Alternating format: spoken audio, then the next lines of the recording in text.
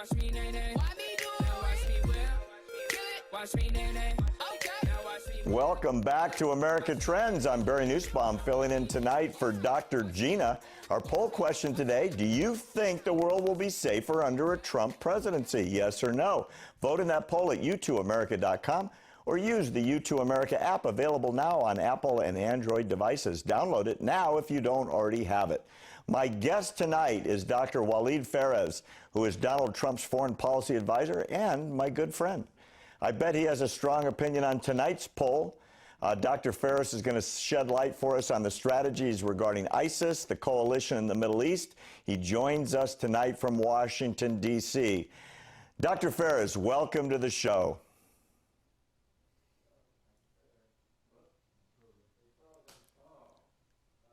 Do we have Dr. Phares? We are finding him now. He's in D.C. He's standing by. I can tell you that Donald Trump's foreign policy speech was a very big deal on policy, and I understand Walid had a hand in putting that together. And when we get Walid on the line in a minute, we're going to ask him about it. And as much as possible, we'll try and get a little bit of an inside feel on the campaign from a guy that's there and works directly with Mr. Trump. I'm going to ask him some questions as well about what it's like, because as many of you know, there's a bit of a difference between the Donald Trump we see on his off-the-cuff, tell it like it is, unscripted persona, and apparently behind the scenes, he's a different guy. So looking forward to having Walid on with us, and maybe we can get an inside hear from him in a second. I do know that I can tell you this from talking to Walid a lot over the last couple weeks.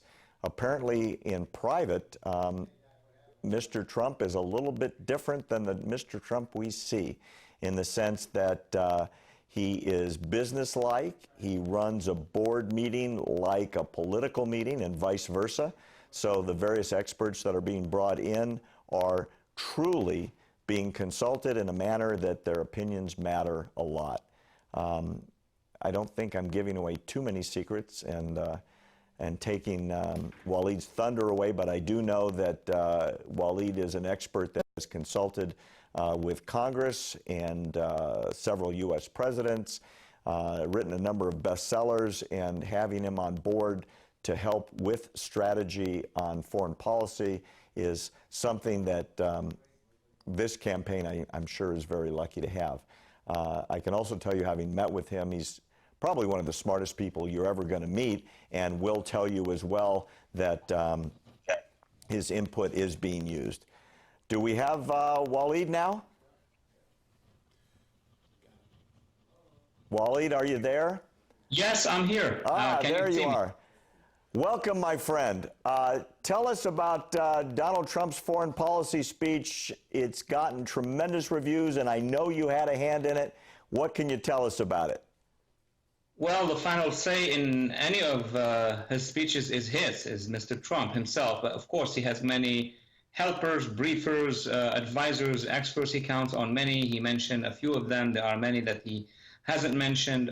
What is important about this speech is that it tells Americans, voters, and also Americans later when he will become the president, that there need to be a change of direction, that many of the decisions made over the past 8 years, and he would even say over the past 20 years, were either wrong or needed to be corrected. So with regard to national security, with regard to foreign policy, with regard to international economics, he's proposing new lines, new directions.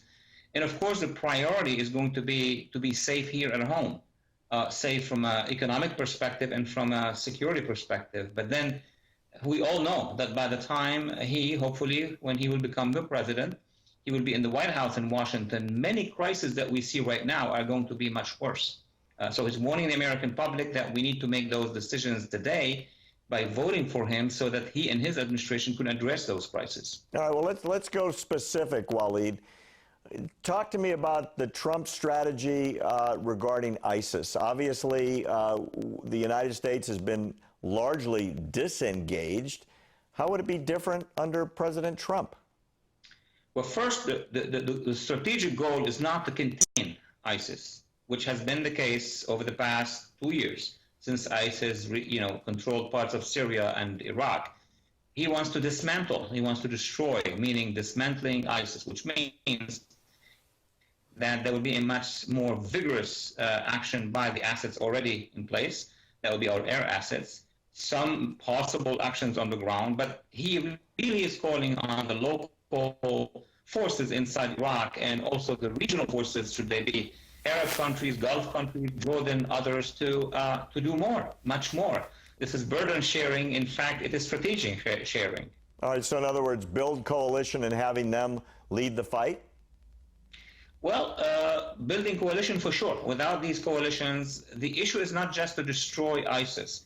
These 5 Arab armies trained by the United States, equipped by the United States, having worked together in Yemen and other places, can do it. But the problem is who will sustain that action afterwards. I mean, if you dislodge ISIS from Mosul and from Raqqa, who will be in charge later? Because we've done it before. We invaded Iraq, we took out a regime, we defeated Al-Qaeda at the time, and then we quit, and allowing the Iranians and Al-Qaeda to come back, and therefore ISIS to come back. It's not just who is going to destroy ISIS, what we're going to build instead. Got it. So, not a lot of time. Talk to us. What's the Trump plan on the Iran nuclear deal? He was clear. We don't have the specifics because he can't be doing specifics as he's going to elections, but the strategic lines are clear. This is not a deal that is to the interest of the United States, to the interest of Israel, and the interest of the Arab allies in the region, and of course the interest of the international community, because the Iranian regime has been going after many players. Iran is involved in Iraq, in Syria, in Lebanon, in Yemen, is threatening our Arab and Gulf friends. So he is going to renegotiate. What that means, basically, he's going to tell the Iranians, if you do not implement, and they're not implementing that agreement, then I'm going to put it back on the table and renegotiate every aspect of it. And then either they will implement it or else there will be other actions taken. Boy, you got my support on that one, Walid. So, all right, 30 seconds. Inside question. You can break the story here. Who's got the VP pick? Oh, no. I don't have any participation in that process. He is clever enough. He has good advisors. He will decide the person, the pool first, and then the person. And of course, he will decide the timing. He's very good at those timings. But we all know that his choice is going to be a strategic choice. It's not going to be a choice that for a makeup, a choice for making America great again. Got it. Thanks so much, Dr. Phares. Great to see you again, my good friend.